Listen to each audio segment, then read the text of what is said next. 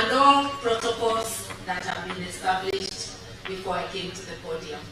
Na wananchi watukufu, hamjambo tena. Hamjambo. Ni furaha yangu kuwa nanyi siku ya leo, na nimekaribishwa vizuri kama vile mlikaribisha ndugu yangu. It's a rare opportunity that the two of us are here sharing a podium. We want to thank you very much, the organizers, for inviting us to this occasion and for enabling us to engage with you. Na nitaanza na story kidogo. I was called to politics by times like this. During the Moi era, I had just ended my contract, my second contract as a magistrate, and I decided to go to private practice in '87. And the Karua regime was trying to encroach on the law society. As a young lawyer, together with other young lawyers, we started a movement of resisting being taken over by KANU. Ilikuwa imebeza maendeleo ya wanawake. The name had changed to KANU, maendeleo ya wanawake. Kotu had been swallowed, and Mtukufu expressed publicly that the next institution you'll be taking is the law society, because it was open. So as young lawyers, when our chairman of the day agreed to a government appointment, we felt that he was now leaning too close to the regime. I became active, organizing and leading to push back. And then I realized that you cannot practice your profession or your business in a vacuum. It is within the social, political, and economic context. And I therefore linked the environment I worked in to the politics of the day. And that's how, from activism within the law society, I went on to the wider questions of governance in the country. The rest is history. Here I am.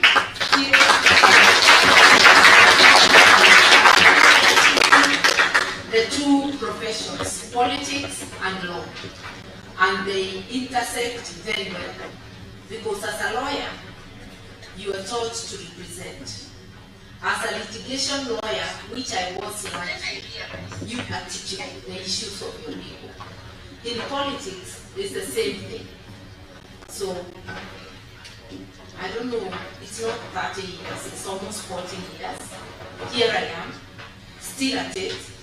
And instead of the Moi dark days, we've now gone 360 degrees back to where we came from.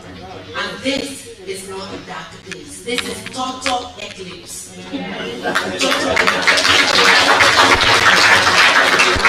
I don't remember anywhere during the Moi era other than the Wagala massacre, which was over a period of time, not a single day, where 60 or more people are killed in a single day, and it goes on and it's countrywide.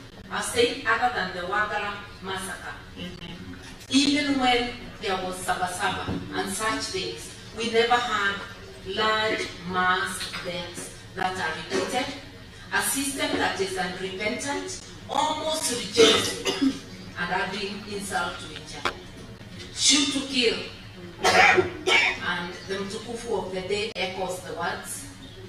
Then when he finds the UN is complaining, is asking for accountability, he says shoot in the leg. As though you don't die when you're shot. Was shot in the leg and he died. So many have died. A gunshot on any part of the body can actually finish you, depending on where. So asking that people be shot, unarmed people, it's a criminal offense. And this is a guy whose case at the Hague never finished. Because the witnesses walimalizwa. Moja kwa moja, compromised, finished, or disappeared. And some were compromised and went away. So we are saying we are living in very bad times. times.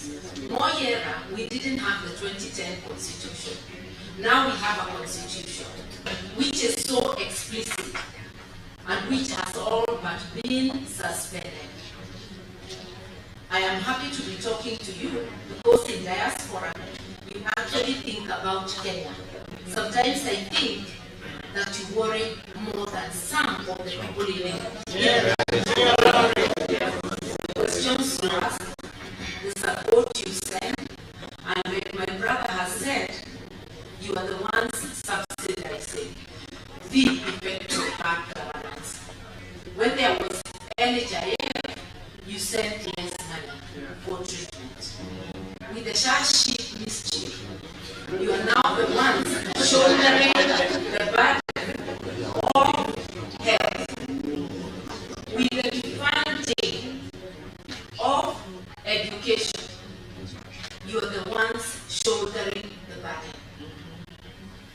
With the irregular remittances of support money for the aged over 70, and with those who have not yet to be registered and are not being registered, you're the ones supporting your families.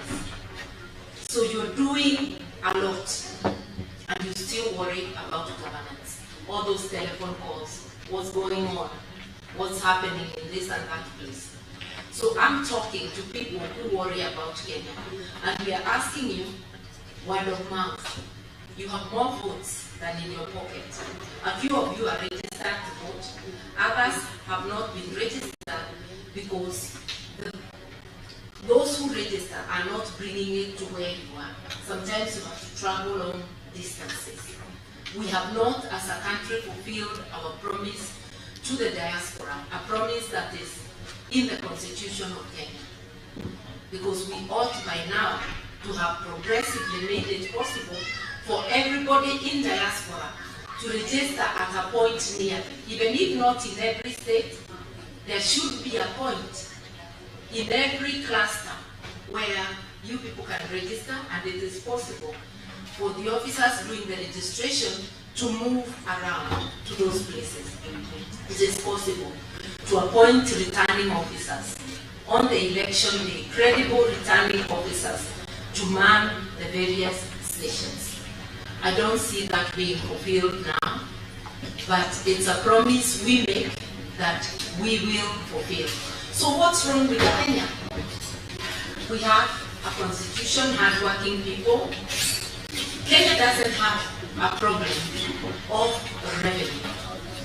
It's a problem of misapplication of that revenue, an expenditure problem, physical indiscipline, going to pamper a small ruling elite when essential services are not being attended to. We have never failed to renew motor vehicles and get the latest dazzlers for the ruling elite. We are renovating State House with more money than a brand new better State House can be built tomorrow. We are renovating the DP's office. We are doing things that are crazy. We are spending 4.5 billion to make Bomas of Kenya a hotel, as though it is a priority at a time we are saying we cannot afford $1 billion shillings for examinations for our children. Our priorities are upside down. In one word, what is wrong with Kenya is governance. If you want to correct the economy, correct governance. Correct. And what is governance? It's how we do things. It's about a foundation of the rule of law, following the rules that we make. Even here we have unspoken rules. Only one person can speak at a time. If we are all speaking, we can't hear one another. So, for a club called Kenya, the rules that we make for governance are the laws of Kenya, beginning with the Constitution. Yes. And then the laws are there. If we follow that, imagine the Constitution as a whole chapter on how to apply finances, on how to apply the revenue collected. It has a whole chapter on the leadership, that is fit to steer the country's affairs.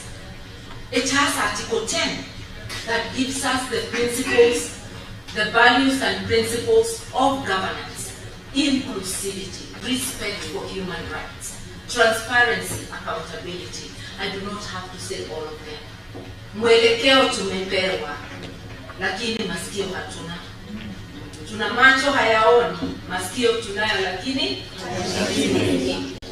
we are doing the opposite. That's why it should even not be one time, maybe no time. Especially with the killing going on. How much more blood do we have to shed? One time. We must be thinking. That's why when my brother came over, we spoke and we said, this is not about us. This is about the country. And we agreed that we have to unite, not just the two of us. The two of us, and then we go out and look for others. And when I went to pay a return visit to Amunyoro, you saw it was Kenya, not me. Because we need everybody. This job of liberating Kenya cannot be done, not by one party, not by one leader, but by all people of goodwill speaking together. And that is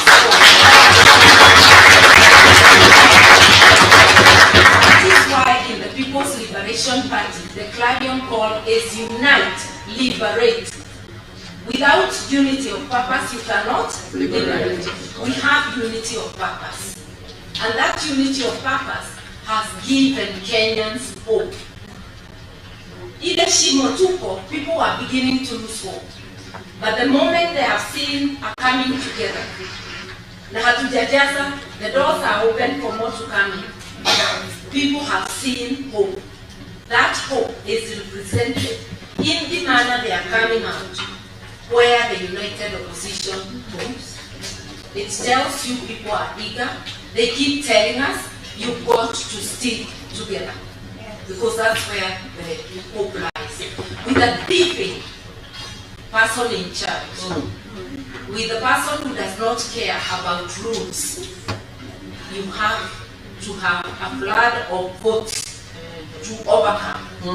We are telling him, hata Kasongo mwenyewe akiwa the chair of IEBC bado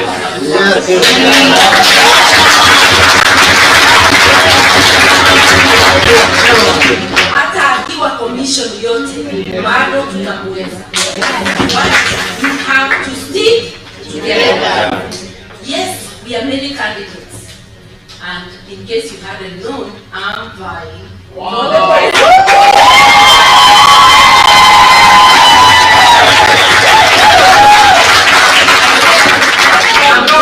Running with business having finished that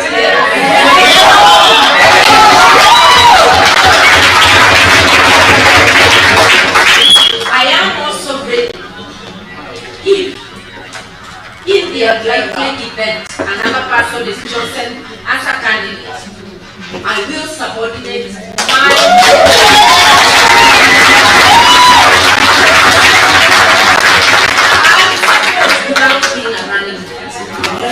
Kenya is bigger than anyone. Yes. And for now, I am working so hard and I'm going to work day and night to be that candidate.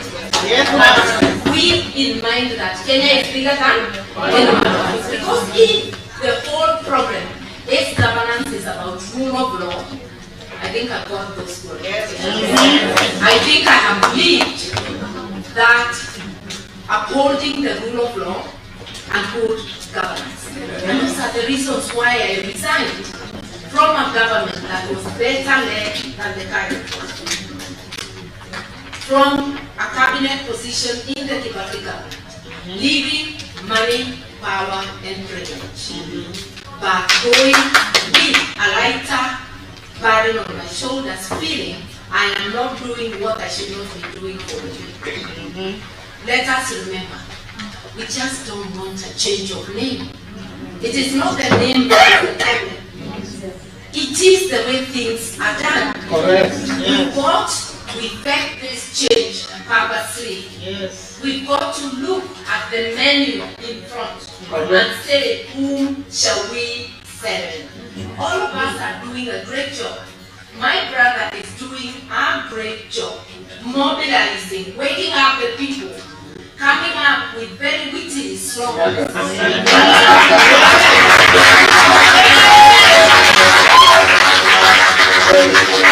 From inside the knowledge, he's delivering sucker punches. The last one, when he told him you are angry, I see you're very angry, but Kenyans are more angry. That was a knockout punch. And each one of my other brothers, everybody has something useful they are doing, something unique. But we want to look at the totality and say, whom shall we serve? So each one of us will market themselves. We all market our parties. And when we talk of parties, let me tell you something. I talked of governance. But political parties are very important in the governance of a country. Because they are the network that mobilizes the people on a platform. And I'll begin by saying PLP, we are social democrats. So we are people-centered. And we believe that on a foundation of rule of law, you must look back and uplift the vulnerable. I'll not go on beyond that. I just wanted to say, political parties are so important. And I'll urge those of you here, join a party of your choice. I'll obviously tell you PLP, but we're recognizing that there are many parties. Join a party of your choice. Do not be a spectator. Why? A government is as good as the political party that forms it. Yes. A political party that has no governance, has no structures, a political party that adopts corruption as one of their ways, a political party that has authoritarianism will get a government just like it. I'll just tell you, UDA wheelchair is a bothering party.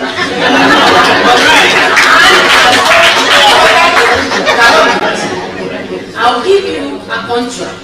And the same, it was with Karua, by the way, and other parties which I will not mention because they were run by friends. The only party that had a semblance of good governance was Mwai Kibaki's DP. It was called by people the gentleman's party. What they meant is that it was so orderly, it didn't look like a political party. By the way, when I was rigged out of party elections in 1992, September the 12th, because I remember, I immediately moved to DP by the 2nd of October, and elections were called. And I was able to defeat the people I found in DP because everything was done above board. That was my Kibaki. And that's how he ran a good government the first term especially. Things started going south towards the end of the first term election period, 2007. And then when we got the grand coalition, or was it grand corruption government? You know, I'm telling you from inside, and the way now really can speak to you. As an insider, you know, he delivers truth from knowledge.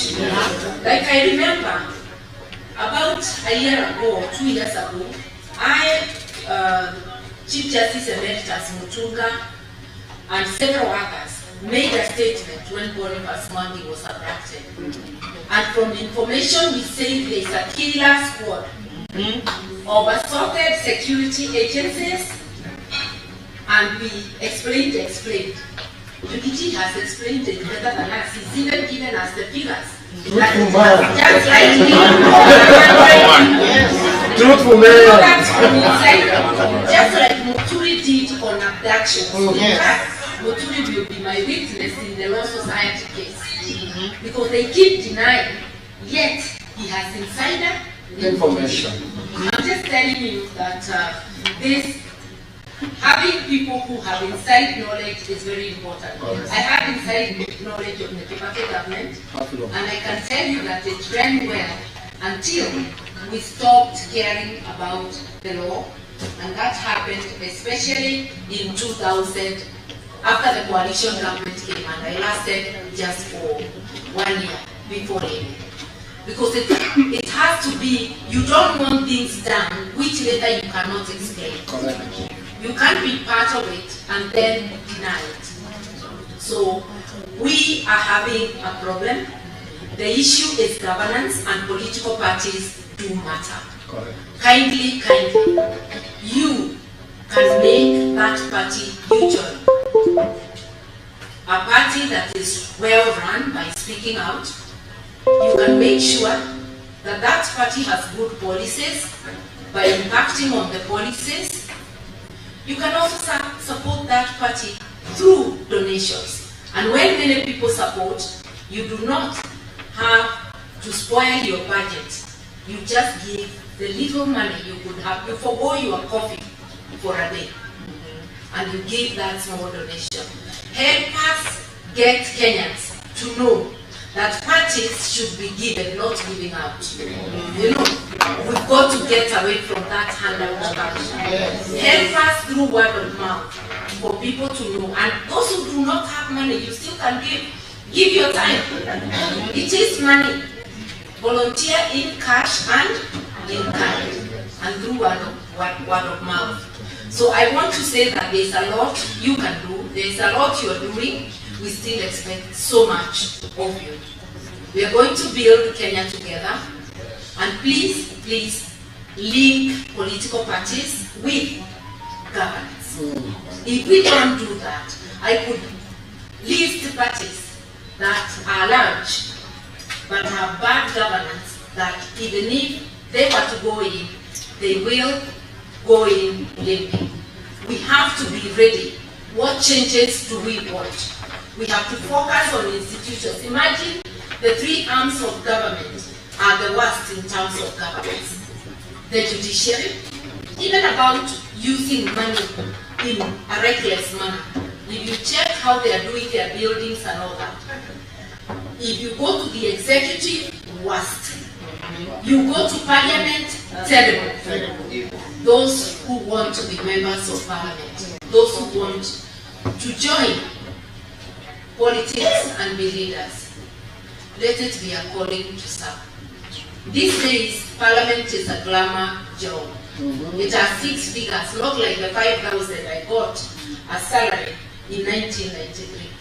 Together with my group, we were 19,000. My politics was being supported by my legal office, by my practice. Today it's a glamour job. People are coming for the money, but abandoning the job. When they get there, they become tenderpreneurs. For parliament, they become national tenderpreneurs. Instead of going to parliament, there is no quorum on any day. They are going to check on their tenders. The MCAs are doing so at the county level. The MPs are busy nibbling at CDN. And the senators are just celebrating. So now, they have no money. So now they're asking for money to be able to do oversight. That's why you have a salary.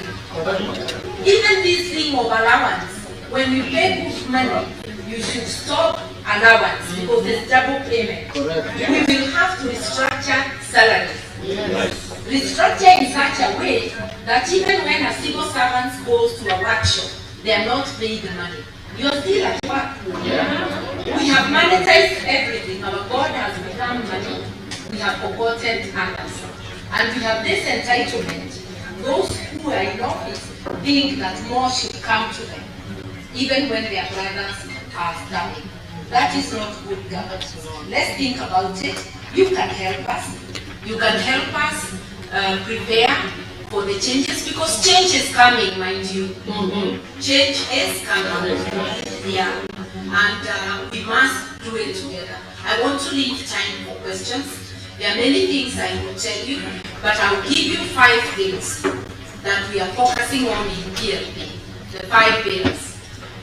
One of them is rule of law.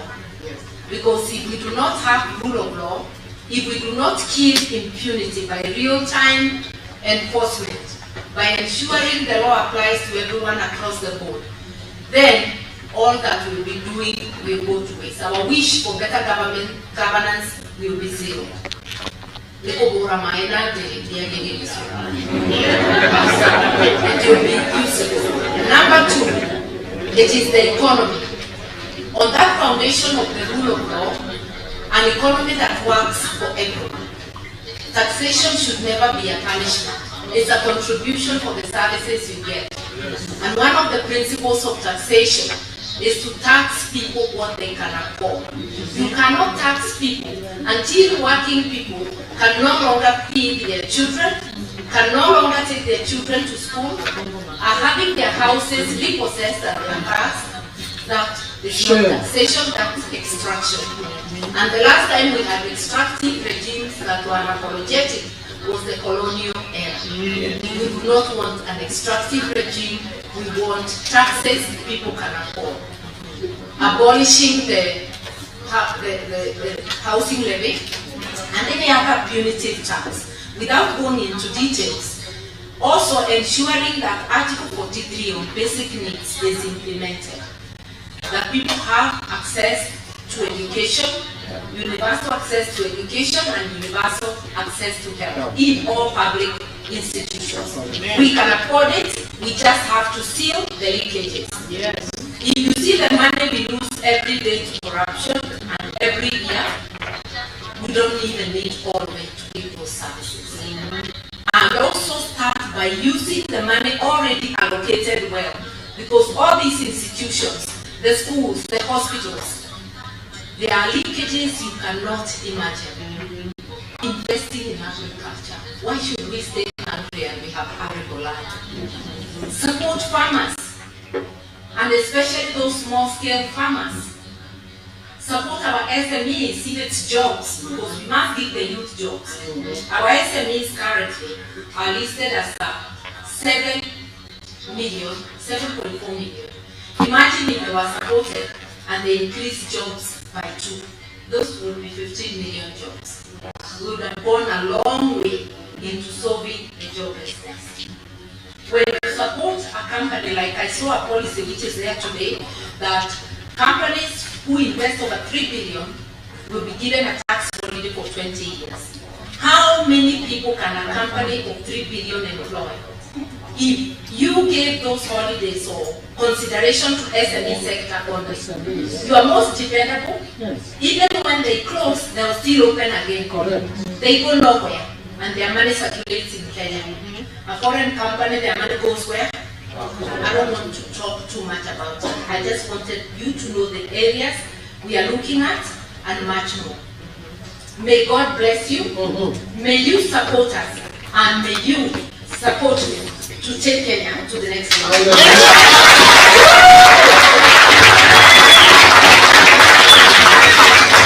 So we'll take one question from a gentleman and one question from a lady. There is one who begged for this. Please. Hello. One time. Thank you so much. First and foremost, Karua. I honorable Karua for a wonderful speech you've given us, and also honorable Deputy Rigathi Gachagua and everybody that is here, and especially the group that have arranged here. I can't read it out because I wanted to make sure that I have a question, but of course it circles through basic reasoning. Okay, so I just go straight away because of time. Back in 2002, the United Nations Refugee Agency released a report that sheds light on the challenges facing Kenyans and urgent need for change. A portion of the report states, the average Kenyan is now poorer than he was 20 years ago, increasingly deprived of health care, education, and adequate livelihood. Much of your widespread poverty is a direct consequence of government inaction on key policy issues, including corruption, lack of education, and workers' rights. It is also political motivated clashes and the looting of government officials and the collaboration of public resources, including treasury, government agencies, public statutes, public land. More concerning, none of these offenses have faced substantial consequences. This time, even today, the lack of accountability is a slap in the face of every Kenyan who's struggling to make end meet. But remember, change is in our hands, and it's time for us to demand. Now, this is the thing. 23 years later, the issue of your better living condition or other adequate will be a passing concern that affects over 74% of Kenyans.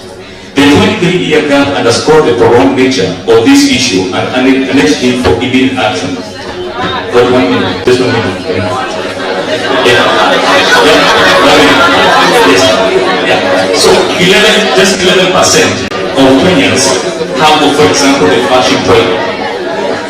And look, only 11% of the Kenyans own a fashion toilet.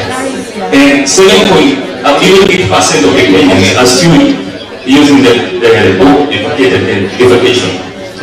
The question is this: does Kenya have an issue with presidency or parliamentary? But rather, the issue is mainly based on lack of civic education, like we just engaged here, where the people need to be enlightened or to be informed. Because if you go to Kenya today, and I give them, for example, $5,000, first of all, shillings, first I give them the opportunity to have a toilet in each and every home, or even better roads and better infrastructure, they will go for the 5,000 Kenya shilling without even asking. The question is this: because this is ongoing, what is it that we are doing to make sure that especially the civic education continues to be impacted in the village, from where, for example, where I come from, so that they can have an agency, a sense of need for those basic needs, rather than rotating every year the cycle of what we've been going on. So what is the question? Is that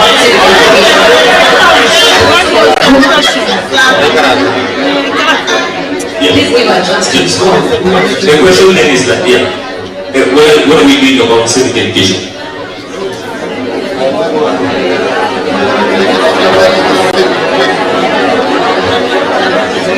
I have allocated the question to myself. Seek ye the kingdom first, and the rest will come after you. And governance and change. Yes. Change that is structured, change for the better. Because those people, their income will rise, like they did during the Kibaki era, and they'll build those facilities for themselves. Yeah. Thank you. Aleni, please keep it brief. What's a question?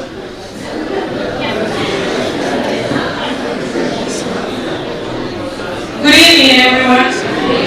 My name is Julie Kiama. I'm a lawyer by profession, both in Kenya and here. Mother, you inspire all of us, especially the young girls. So I have a question directly to you. You've been in politics for a long time, and we are now experiencing a situation where there are people are having an uprising without any form of leadership. So my question as an elder in politics and both as an advocate, how can we regulate the young people and make sure that they are not constantly maimed, killed, and also some of them disappearing? How can we leverage the political will that we are seeing among the young generation? Yes, I love that question. What can we do as diaspora to support Gen Z in changing our country? Encourage those who feel the calling to vie for seats. And it's not all about age, because we have seen young people who are not up to it, just like old people, but capable young people who have shown leadership or integrity. Actually, the young should be a majority in any government, and I'm happy that both the DCP, PLP are all mentoring young people. Mentorship is not just an academy. It's by what you see people do, what you see them, hear them say. We are doing the best we can, and we are ready for that intergenerational talk and handover. But the handover will not be that I stop buying so that a Gen Z can buy. In my days as a youth, I wrestled an old man, my father, out of the seat. So I'm inviting Gen Z to also wrestle me out of this one. Wakuje to compete, but because I feel that I still got something this time around. Yes. But there is room for serious mentorship. And in PLP we have introduced a clause which I borrowed from a party, the ACT Wazalendo of Tanzania. We have a term limit for the party leader. So I will not be eligible for the next party elections. It's a way of forcing mentorship for others to take over. Yeah. I'm going to take one last question. I have a question to the principals. If Kenya is burning and KK administration reaches out to both of you, what would be the irreducible minimum to work with KK government for the sake of the country? Zero.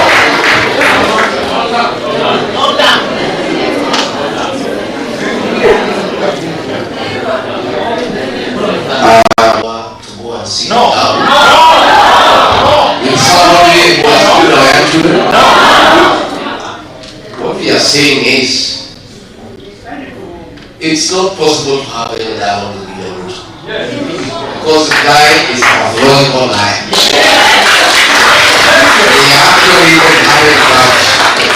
We are having doubts whether his real name is real. And let me say this. That line of thinking about that is being from by Raila. Raila is totally irrelevant in the Kenyan politics. True. Because every election cycle, he loses, he finds his way to government. He wants to be in government, but he doesn't want responsibility. Yeah. He is there, and somebody else takes the flag.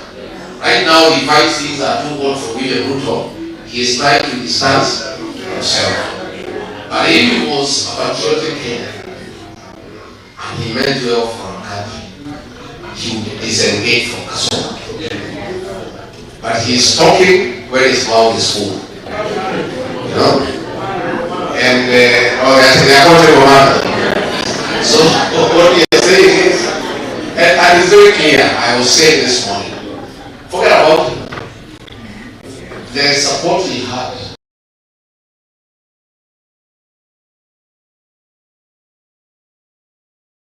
across the country is gone.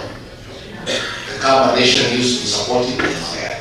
The Husi nation, they are not there. The Luya nation, they are not there. The Maasai, they are not there. The Mombasa, they are not there.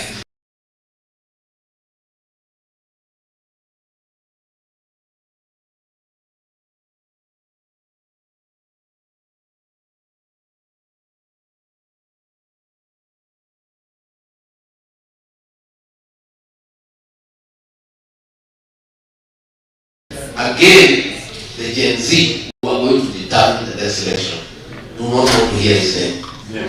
Because he betrayed them, and on their blood, he negotiated his way into government.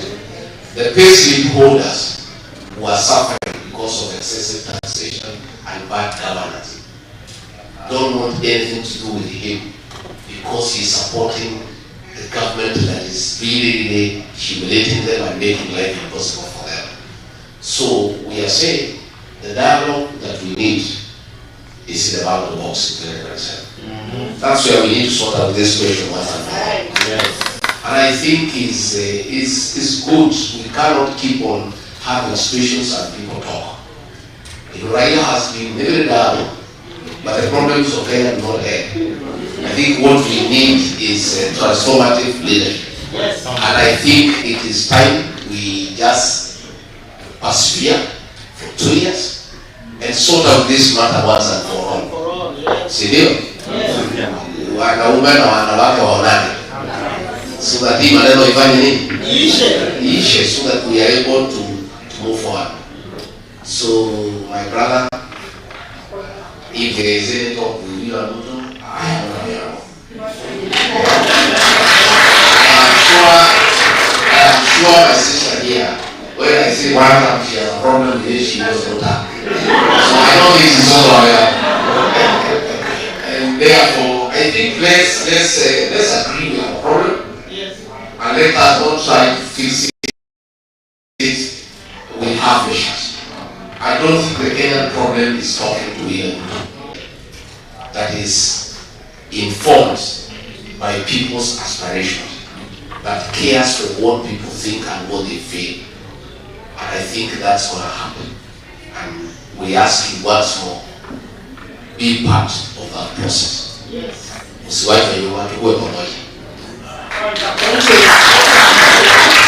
So today I'm not a bulldozer. I want to ask the last question. I think for me, what I would want to know is, as diaspora, as people who are small, but also, as you said, great, because we support an economy back home.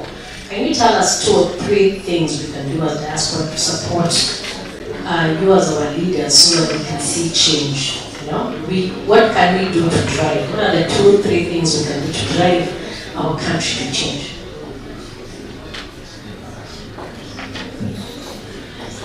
We said be part of the political movement in Kenya, contribute to policies, contribute to mobilizing the people through word of mouth, and contribute to building the political parties through cash donations. However small, when it's done by a majority, it's easy, it's painless. And that is the culture we want to build back home. We have started it, but you will help us a great deal by reinforcing it, word of mouth. And any other way you think you can support, please support. But whatever party you join, please be active by sending in your ideas on things that come up. We do not seek to lead because we have a monopoly of ideas. We lead better when we involve more people and use all the human resources available. Karibuni sana, ni nchi yetu, tushikamane, tufanye together. Unite, liberate.